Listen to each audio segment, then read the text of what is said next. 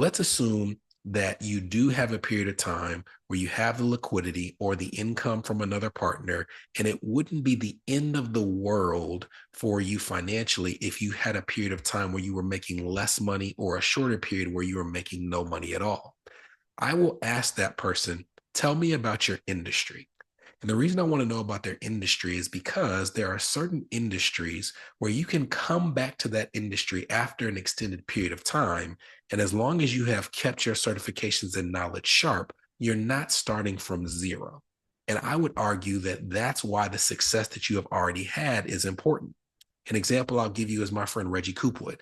We've talked about Reggie in the past. He owns Refresh and Etc., a dry cleaning and laundromat in Nashville. But Reggie's background is in healthcare administration. He has an MBA from Belmont University. He had years of experience. He had built himself up to the department manager, VP level role. And I remember him laboring for a long time about whether he should pursue entrepreneurship because he was burnt out of healthcare.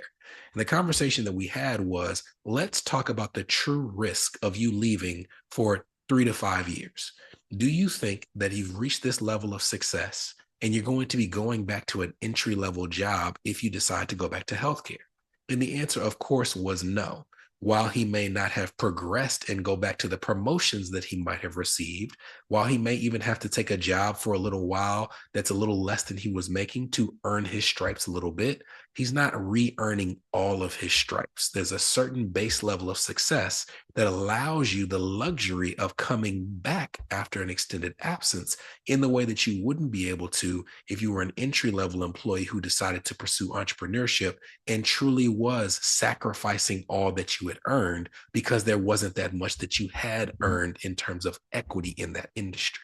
However, I also want to know the trends in that industry in terms of if jobs are being replaced, because there are some industries where you have to be aware of the atmosphere. An example that I would give is if you talk to my wife, she's in marketing, she'll tell you there is an actual and serious ageism element to the marketing industry, where even if your skill set is strong, you might reach an age where just because of the fact that you're older, someone may look at you and say that we need the newer or fresher idea.